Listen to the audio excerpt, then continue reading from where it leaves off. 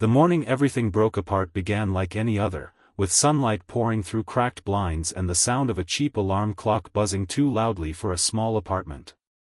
Rowan Hale jolted awake with his heart already racing, the kind of panic that had become familiar since life turned into a constant calculation of minutes, money, and responsibility.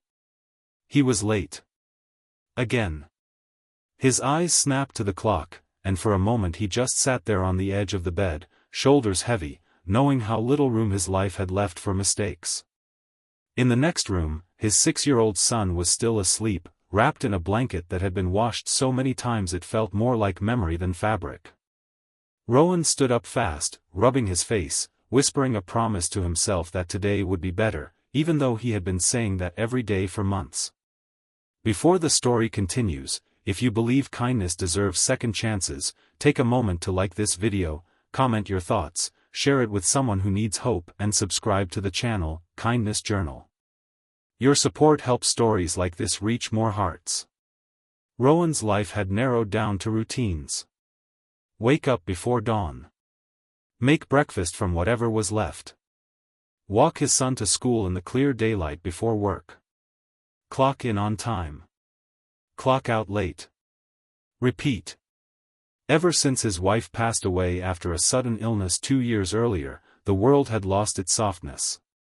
He worked as a facilities assistant in a massive corporate tower downtown, a glass and steel building that reflected the daytime sky like it owned the clouds. It was not a dream job, but it paid enough to keep the lights on, and that was more than many others had. His supervisor was strict, obsessed with punctuality and rules, and Rowan knew too well that he was already on thin ice. Being late even once more could cost him everything.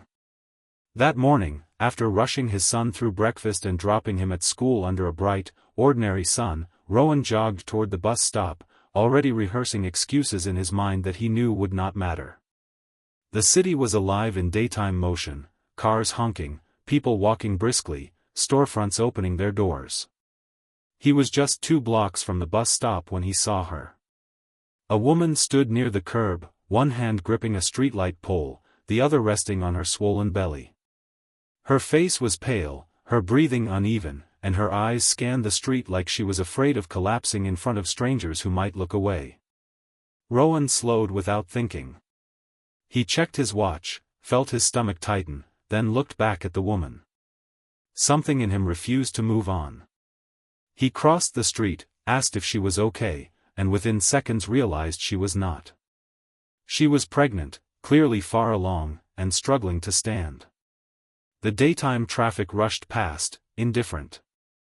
Rowan helped her sit on a nearby bench, called for medical help, and stayed with her, shielding her from the sun, offering water from his bag. Every minute felt like a hammer striking his chest, counting down the cost of this decision. Yet he stayed. He talked calmly, kept her focused, watched for the ambulance with desperate eyes. When help finally arrived and she was taken away, Rowan stood there for a moment, sweat soaking his shirt, heart pounding with relief and dread tangled together.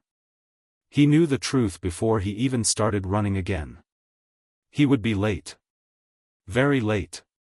He reached the office breathless, the towering building already swallowing the day's light in its reflective walls.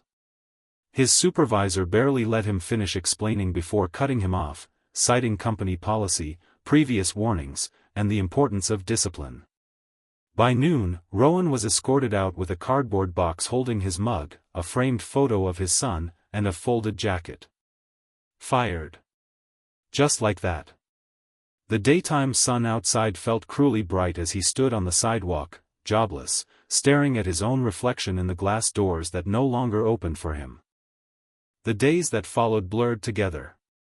Rowan tried to keep life normal for his son, smiling through breakfasts, walking him to school under clear skies, pretending nothing had changed. But nights were heavier. Bills piled up. Emails went unanswered. Interviews led nowhere. Each rejection chipped away at his sense of worth. He blamed himself constantly, replaying that moment on the street, wondering if kindness had just cost him everything. Still, every time he imagined walking away from that woman, he felt sick. Some lines, once crossed, could not be uncrossed. One afternoon, nearly 3 weeks later, Rowan received a call from an unfamiliar number. He almost ignored it, assuming it was another automated rejection. But something made him answer. The voice on the other end was calm, professional, and asked him to come to the corporate tower the next morning for a meeting with upper management. No explanation. No hint. Rowan hung up feeling confused and suspicious, but hope, fragile as it was, flickered. That night, he barely slept. The next morning, daylight filled the city again as Rowan walked toward the same building that had expelled him. He wore his cleanest shirt, shoes polished carefully, hands trembling slightly. Inside, the lobby felt even larger than he remembered, sunlight pouring through the glass ceiling. He was escorted to a high-floor conference room, walls clear enough to see the city stretching endlessly in daylight below. Several executives sat around the table, faces unreadable. Then the door opened again, and a woman entered slowly, one hand resting on her belly, her presence quiet but commanding. Rowan recognized her instantly. She was healthier now, glowing in a way that came from both recovery and confidence. She looked at him, recognition flickering across her face, and nodded. The room fell silent. Rowan's heart thundered. She explained, calmly and without drama, that she was the majority owner of the company. She spoke about that morning, about how a stranger had chosen to help her instead of walking away, how that decision had stayed with her. She said she had asked for the name of the man who helped her, had learned what happened afterward, and had been unable to forget.